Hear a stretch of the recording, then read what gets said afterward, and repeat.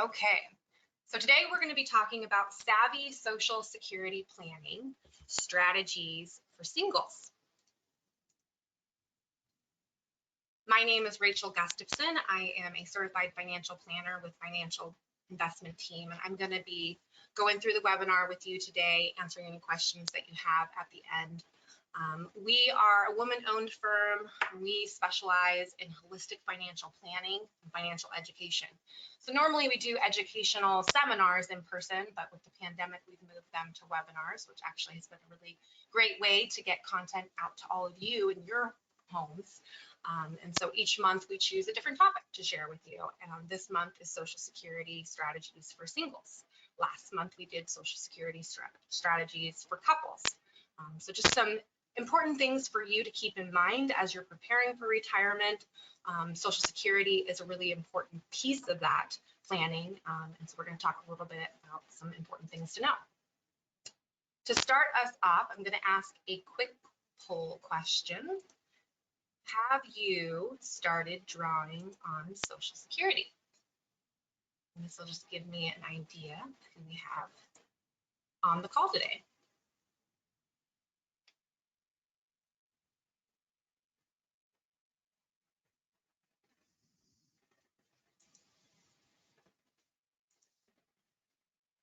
Okay, so we've got a little bit of a mix. It looks like 67% have not started taking Social Security, and 33% of us have, which is great. The information that I'm going to share today is going to go over some strategy, some important things to know, and all of you will get a little bit out of it.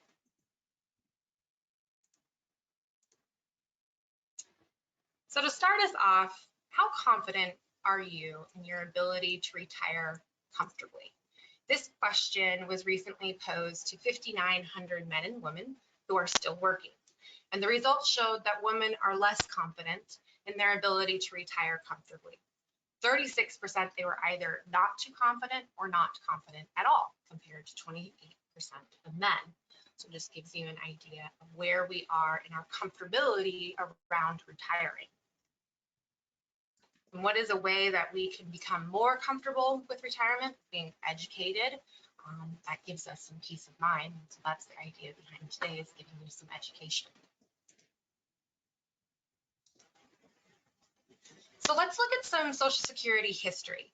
Social Security was first signed into law in 1935. It was designed to give retirees who had worked all of their lives a basic level of income during retirement. So here we have them signing it into law. In 1939, benefits for spouses, survivors, and minor children were added. So you have to remember that back in those days, married women didn't work. So the spousal benefit was added to give 50% of their spouse's benefit to them, even if they had never worked outside the home. So if the worker passes away at a young age, benefits are paid to children until they're 18, and to the mother who is caring for the children. The mother's benefits will stop when the child turns 16, and then they resume again when she turns full retirement age.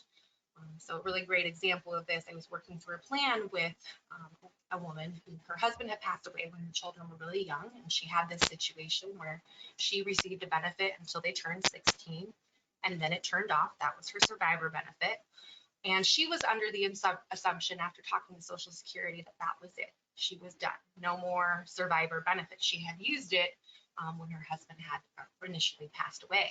So when we were going through planning, I said, well, actually, you are eligible for a survivor benefit at age 60, and we need to do some planning around when you should take it.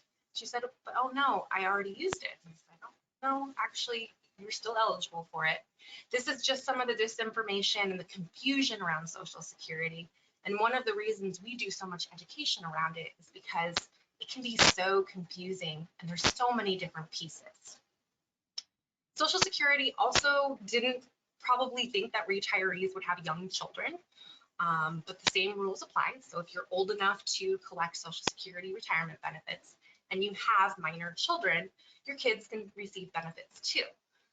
You do have to be careful here, because in order for them to receive benefits, you have to apply for your own benefits. If you're 62, you would be taking a permanent reduction if you applied for them. So it may not make sense. So you really want to talk to a financial planner to do some strategy around when it makes sense to take your benefit. Okay, so the subject that you came here to learn about, the value of Social Security and how you might be able to increase your lifetime benefits. First, Social Security is one of the few sources of income that you can't outlive. Right? If you're worried about running out of personal assets in your old age, you don't have to worry about Social Security because it continues until you die. And of course, the longer you live, the more you will extract from the system. So in this example, if your benefit starts at $2,000 today and you live for 10 or more years, you'll get about almost $300,000 out of the system. If you live 20 or more years, you'll get about double that, $602,000. 30 years or more, you're going to get a little over $1 million in lifetime benefits. Okay? This is also assuming a 2% annual cost of living adjustment, which we'll talk about here shortly, but this just gives you an idea of what it might look like depending on how long you live. The longer you live, the more you get out of the system. So that cost of living adjustment, this explains what that is. So Social Security offers an inflation piece to your Social Security. So each year you get an increase. We went ahead and chose 2% on average. That's about what we've seen is 2% each year. So for example, in 10 years, your benefit might go from $2,000 to $2,438 because of that cost of living adjustment. In 20 years, it could go to almost $3,000. In 30 years, about a little over $3,600. There's really no way to know exactly what future cost of living adjustment or COLAs will be, but this 2% seems reasonable. In 2019, it was 2.8%. In 2020 and 2021, it was 1.3%. So it can change each year.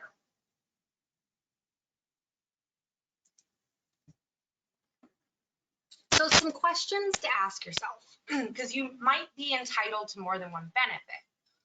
First, do you qualify for benefits on your own work record? If you paid into Social Security for at least 10 years, then you do. The 10 years don't have to be consecutive. You just need to have paid into Social Security for 10 years. And people often say, well, what is this 35-year thing? Well, what Social Security will do is you need to have worked at least 10 years, paid into Social Security in order to be eligible for Social Security. But then when they're determining what your benefit is, they're going to look at your 35 highest earning years. So if you only worked 10 years, then those other 25 years are just going to get filled with zeros. So another benefit of working more years and getting as many years in is the more years you can work, the more you can boost your benefit. Second, are you currently married? I know everyone on the call today is single, but this is a question, your relationship status might change at some point. And so a question is, are you currently married? And has your spouse started his or her Social Security benefit? Third, have there been any prior marriages? If so, and if you meet the requirements, you might benefit from your former spouse's work record. And we'll talk a little bit more about that here shortly.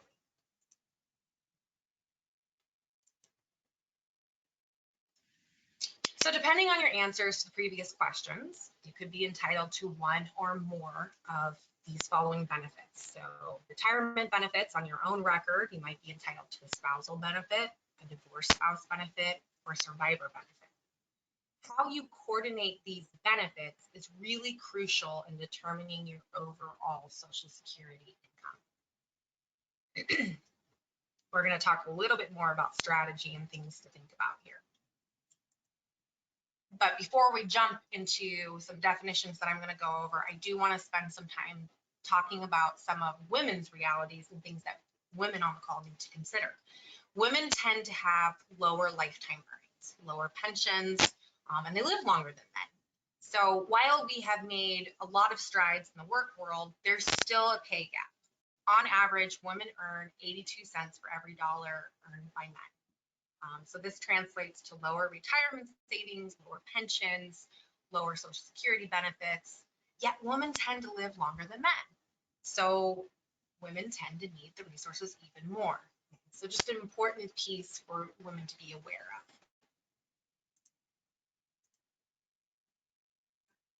So that gender pay gap means that a full-time working woman will earn about $406,000 less than her male counterpart for 40 years. So according to a recent study by the National Women's Law Center, translated another way, a woman needs to work 50 years compared to a man's 40 years just to break even with him. Everybody's situation is different, of course, but I just want to mention the value of working a few extra years. The more working years you have, the more of an increase to your Social Security. So maybe not being in a rush to retire if you can, we might be able to pay down debt, add to your retirement savings, reduce the number of years that you have to draw from assets in retirement, and at the same time, you're raising your Social Security benefit. It's just an option if that option is available to you. Just some things to consider. So we're going to pause for a moment to define some Social Security terms that are important to understand and can be confusing. You may have heard this term full retirement age, or FRA, or FRA, some people will pronounce it. So what this is, it describes the age at which you can start receiving full unreduced Social Security benefits, okay? Full retirement age, it used to be 65 for everyone, but in 1983, Congress raised the full retirement age. It's gradually being phased into 67. So this graph just shows if you were born between 43 and 54, your full retirement age is 66. Between 54 and 60, it's going to be 66 and some odd number of months going to be considered your full retirement age. The reason for this increase is people, they're living longer, right? When Social Security was enacted, life expectancy for males was 60 and females was 61. Now it's in our 80s and our 90s. A lot of the retirement plans that I create, I'm doing life expectancy up to 100. That just wasn't how long people were living when Social Security was created. So they've had to make some changes, and I think we'll continue to see more changes as the baby boomers are starting to retire and draw on the system. So where can you find your full retirement age if you aren't sure about it? You can pull your benefit statement. And so how you get to your benefit statement is you log in, it's ssa.gov, you create an account, and you'll be able to pull your benefit statement. And it will say right here, usually it's the first line, retirement, your full retirement age. And so in this example, it's 66. And their benefit at 66 is $2,029. Now, this is called primary insurance amount, or PIA, what your benefit would be if you take Social Security at full retirement age, okay? How do they come to this? The calculation is complicated. We won't get into that, but just know it's your 35 highest earning years. So the more you earn each year, up to the annual Social Security maximum, which this year is $142,800, the higher your benefit will be. Now, what does that $142,800 benefit, what does that max mean? It means, for example, let's say you make $150,000. You're only paying into Social Security up to $142,800. Beyond that, you're not paying into Social Security. So just something to keep in mind. Social Security will continue to update your earnings record. Even if you work into your 60s, your 70s, even after you start taking Social Security. So if you've already started taking Social Security and you're wondering how you might be able to increase your current benefit, one way could be to continue working, because that will continue to increase your benefit.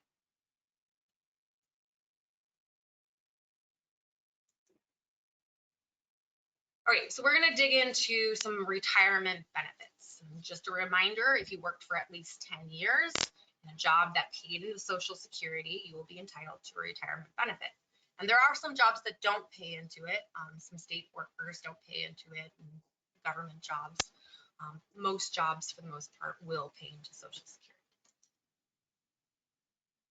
So let's talk about, we talked about your full retirement age. That's the age at which you get your full benefit on your statement. But what if you take Social Security before your full retirement age? And the earliest you can take Social Security is 62. What if you do that? What happens? Well, you're going to get a reduction in your benefits. And an important thing to understand here is it's a permanent reduction. And so if we look at this graph on your screen and you apply at 62 and your full retirement age is 66 in this assumption, you take your benefit at 62, you're only going to get 75% of your benefits. You're going to get a 25% reduction. And so your benefit would be $1,800. If at full retirement your benefit was going to be $2,400, you take it at 62, and your benefits reduced to this $1,800. And that is a permanent reduction. Often there's this misconception of, oh, I'm going to take Social Security early, and then when I turn full retirement age, I'll just start getting what my benefit would have been at full retirement age. That's not the case. If you take Social Security early, you take it at 62, you're taking this permanent reduction. It's not going to bounce back up to 2,400 when you turn full retirement age. So really important to understand that when you take early, you're taking a permanent reduction.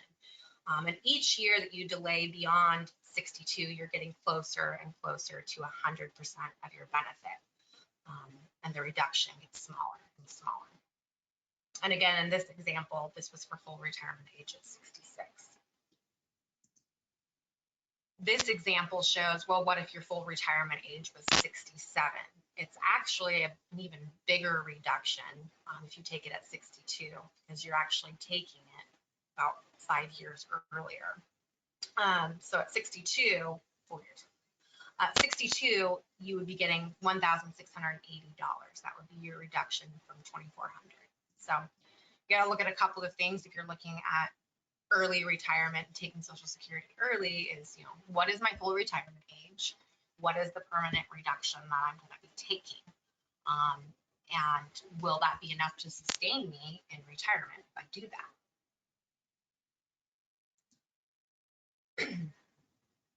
So there are several reasons not to file before your full retirement age, but the biggest reason that we just saw is that your benefit will be permanently reduced, right? There's this other thing called an earnings test. So if you work, $1 in benefits will be withheld for every $2 that you earn over $18,960.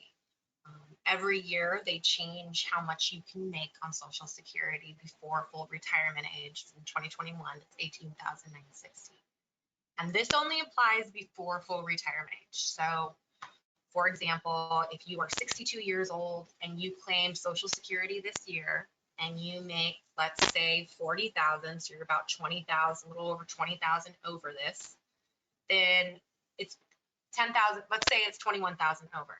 10,500 is going to be reduced from your Social Security, or withheld from your Social Security. And so it's not that they're taking it away and you never get it back. When you turn full retirement age, they're going to look at the total amount that was withheld. Let's say you retired at 62, and between 62 and 67, your full retirement age, you had $40,000 withheld because you worked too much. Well, that $40,000 will then get averaged out over your life expectancy when you turn 67. So you'll get a little bit of a bump up at 67 because of what was withheld, but it's not going to be as much as you think because it's prorated over your life expectancy. There are certain spousal strategies that are being phased out, but they are still available to individuals who are born in 1953 or earlier. But you have to file at full retirement. But if you file before full retirement age, you're not eligible for them. So if you were born 1953 or earlier, and you haven't taken Social Security, you really want to talk to a financial planner, because it might make sense for you to wait until full retirement age, because there are certain strategies that you can still take advantage of. Finally, if you're married and you are the high earning spouse of the family, filing for early reduced benefits will lower your spouse's survivor benefit if you die first. This is one of the more important reasons not to file for Social Security before full retirement age.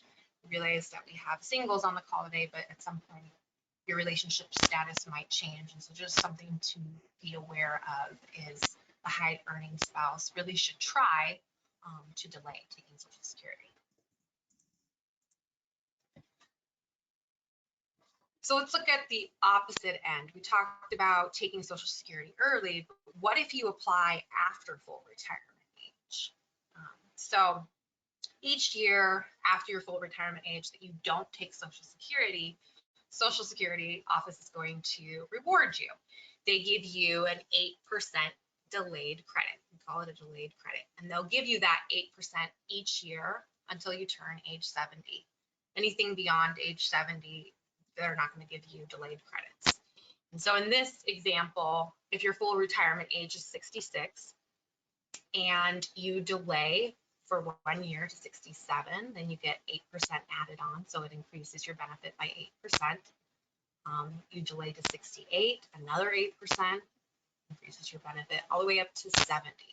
So you can increase your benefit by 32% if you wait taking your Social Security till 70. And again, this is if your full retirement age is 66.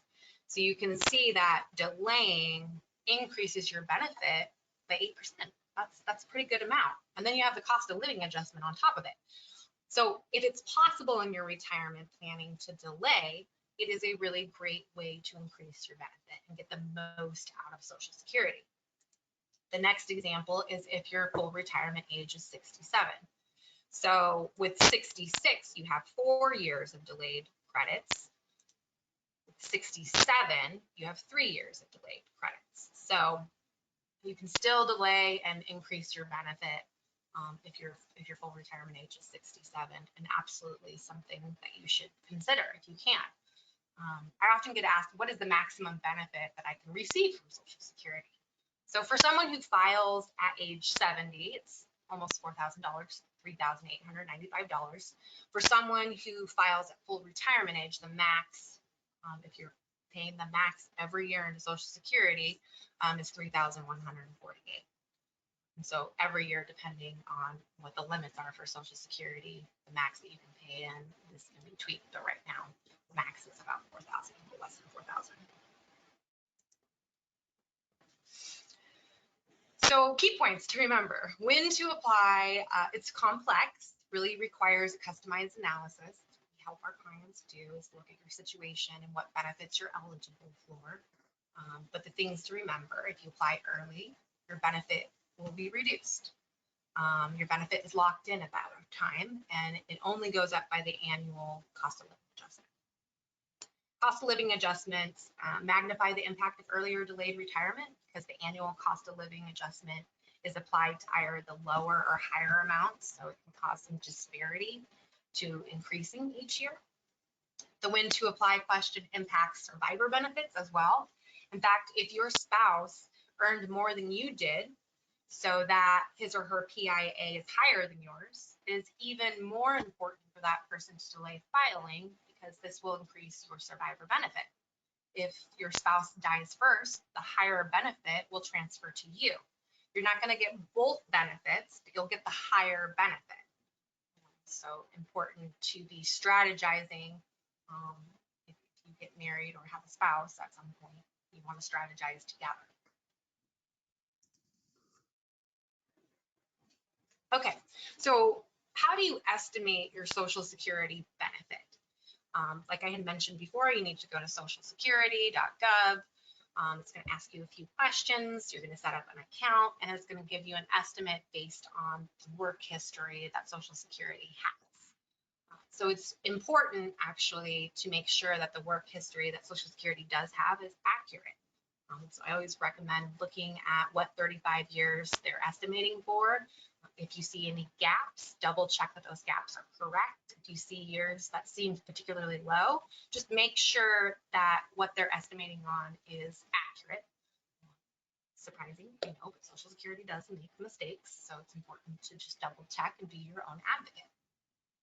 Other ways that you can estimate your Social Security retirement are you can go to socialsecurity.gov and estimate your retirement benefits. This method taps into your work history and gives you an estimate similar to what you see on your statement. And then another way is to use one of the calculators on the SSA website. So just a few ways that you can check. I am going to pop up another knowledge question for us.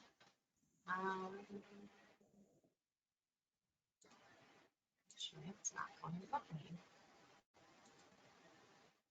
Here it is. When does the earnings test affect you? So you should see that pop up on your screen. Does it affect you when you start drawing Social Security? Is it before full retirement age, or is it always?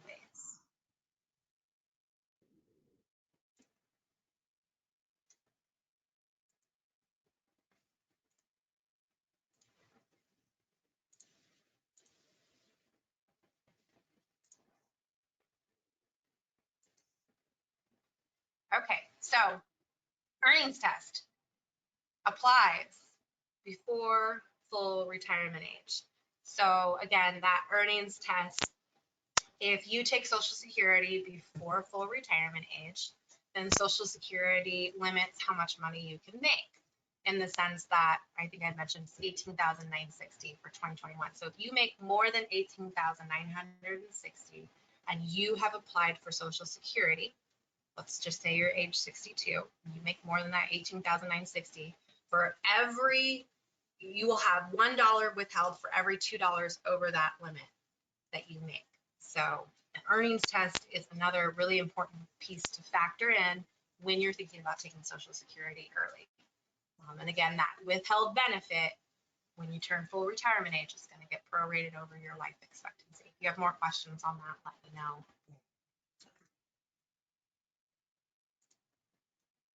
Just hide this. Go.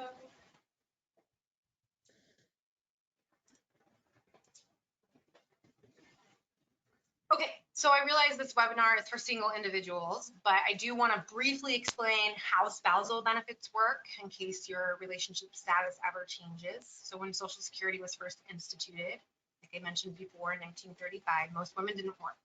So the system allows for benefits to be paid when you draw on Social Security off your spouse's work record. And it goes either way. So if it's your wife or your husband, you can claim spousal benefits. So let's talk about how this looks. It's going to be 50% of your spouse's PIA, primary insurance amount, if you apply at your full retirement age. So here's an example. Jack and Jill are married. Jack's primary insurance amount is $2,400. Jack files for his benefit. Jill's spousal benefit is $1,200 if she applies for it at her full retirement age. Okay. Jill can file for her benefit, and again, it'll be 50% as long as she does it at her full retirement age.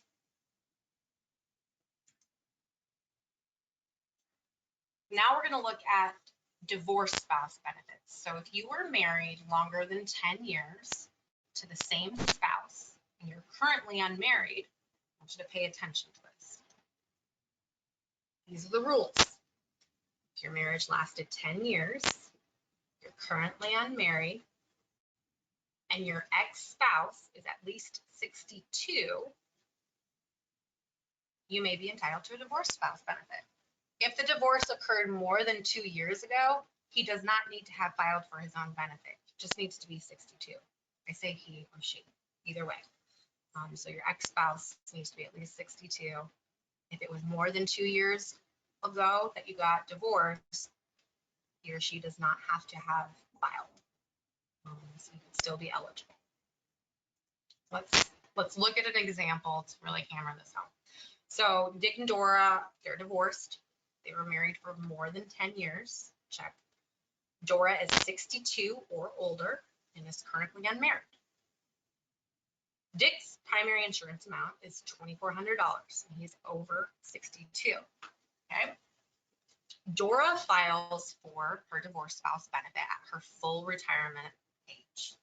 Dora's divorce spouse benefit is going to be 50% of Dick's, or $1,200. Dick is not going to be notified that Dora filed for this benefit. Dick's own benefit is not going to be affected. Dick's current wife's spousal benefit is not going to be affected. Dick's other wives, let's say he had multiple wives or husbands, they're not going to be affected either. And they don't know about it. So hard to believe, I know, but it's true. So if your ex-spouse, if you have an ex-spouse and you have these rules that apply, more than 10 years, older than 62, and if you wait till your full retirement age, you can get half of their benefit potentially. If your ex-spouse was born before January 2nd, 1954, and have already reached full retirement age, you can choose to receive only the divorced spouse benefit and delay receiving your own retirement benefit till a later date. If you, the ex-spouse, were born before January 2nd, 1954. This is only available to individuals born before 1954. Okay. If you take your divorced spouse benefit before full retirement age, it's going to be reduced.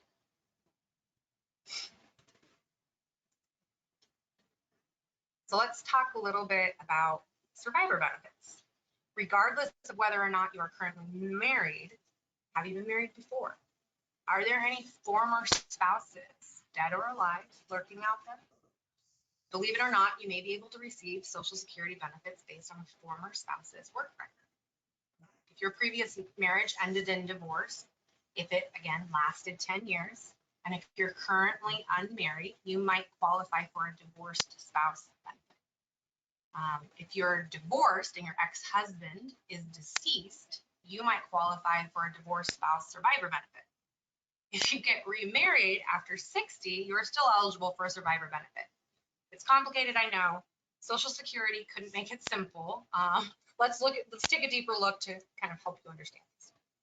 So let's start with when survivor benefits can be claimed.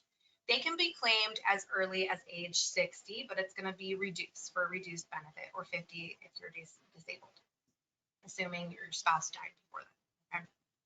So young widows shouldn't automatically file for 60 for their benefit as soon as they turn 60. You need to really look at all of your options, but if your spouse dies after you turn 60, your survivor benefit can be claimed immediately, but it will be reduced if you are under full retirement age. The marriage must have lasted at least 9 months, except in the case of an accident. Okay.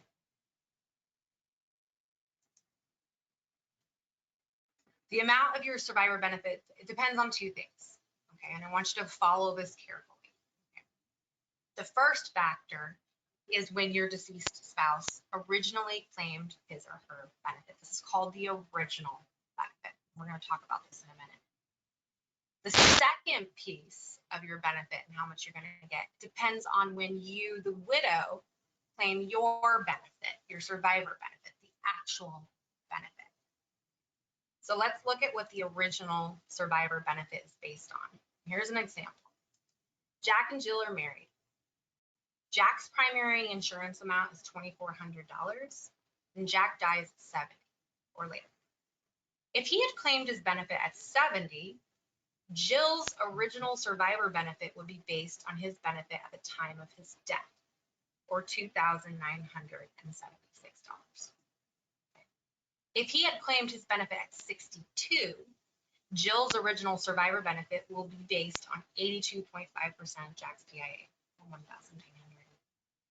So if your deceased spouse took Social Security earlier than full retirement age, or earlier than 70, your benefit will be reduced as well. Okay. Now let's look at the actual benefit that Jill is going to get. So we already saw that the original benefit could be anywhere from $1,980 if you took it as early as 62 to $2,976 if you took it at 70. Let's say that Jack passed away, and Jill is wondering when should she apply for her survivor benefit.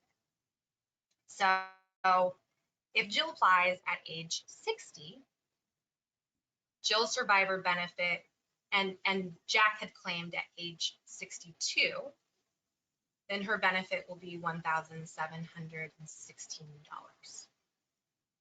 If Jack had claimed at 70, it would be $2,128.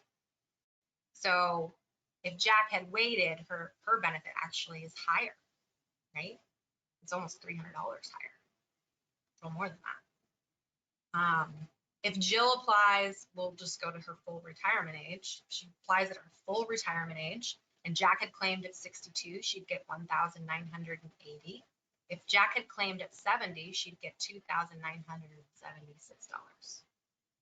So for survivor benefit wise, you want the highest benefit, right? And so these are conversations that you need to have if and when you get married is, who has the higher life expectancy and who doesn't, and who has the higher benefit, and talk about who should delay. If only one of you can delay, who should that person be? Because it really does make a big difference in the survivor benefit. Ultimately, there's a big disparity, and the survivor benefit, they can't make that simple. You've got the original, when did the deceased file, and then you have the widower, when does the widower file, and both of those instances affect what ultimately you get as a benefit. So let's look at the rules if your ex-spouse dies, if you are either unmarried or you're married and the marriage took place after age 60. So you might qualify for a divorced spouse survivor benefit. A lot of people won't think of this, especially if they were married and divorced many years ago. So let's look at an example. Sam and Sue, they were married from 1970 to 1985, right? So over 10 years. Sam passed away in 1995. Sue hasn't remarried, and she hasn't even thought about it. But as soon as she turns 60, she's actually eligible for a divorced spouse survivor benefit. And so whenever I'm working with clients, this is one of the questions I ask when we're working through Social Security planning was, were you ever married? And how long were you married? Is that person still alive? Because there are benefits you may not realize that you're eligible for, and this is one of them. So what if you qualify for a retirement benefit and a survivor benefit? This will be the case for individuals who get married or even divorced, but you have two benefits. So if you're married and your spouse and you are over 70 when your spouse dies, it will be straightforward. When your spouse dies, you'll take the higher benefit. Right? You'll either switch to your spouse's benefit and yours will stop, or theirs will stop and you'll keep receiving your own benefit. What I'm talking about now is if you are under age 70 and you qualify for survivor benefits now, either because your spouse has passed away or your ex-spouse has passed away and you were married for over 10 years, and you also qualify for benefits on your own work history. What you can do here is switch from one benefit to another, but you have to be really strategic about it. You could start your own benefit at 62 and then switch to your survivor benefit at full retirement age, or vice versa. And so what's important here is you want to take the higher benefit last, usually. We usually will fit this into, we have a Social Security analyzer, and we'll put in what are the two different benefits that we're looking at, what are the ages, when did the spouse pass away, and what strategy makes sense. There are some different functions that it depends on, but you need to look at them as two different benefits. You have a survivor benefit and you have your own. Social Security and remarriage. So if you're divorced or widowed and you're thinking about maybe remarrying, I want you to keep these rules in mind. Remarriage at any age cancels out a divorced spouse benefit unless the marriage ends. So no divorced spouse benefit if you remarry.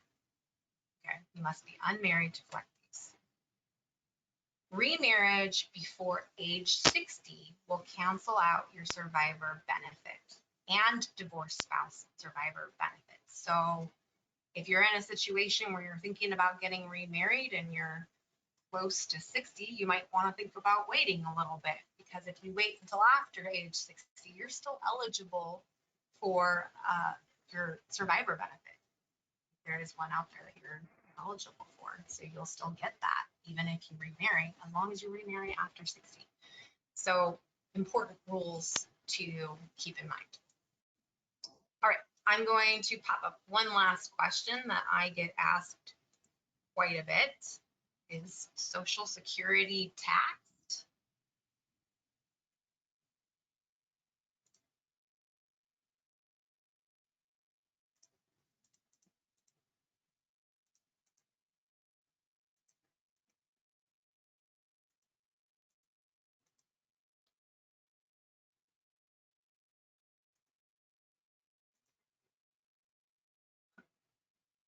Okay, 67% of us say yes, 33% say no. The answer is yes. For most Americans, it will be taxed. The taxation really depends on your income. You can, however, use certain strategies to limit that before and after you retire.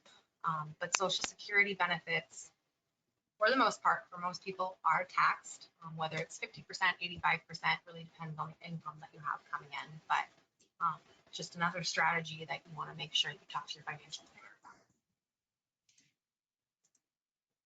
Make sure I hit that.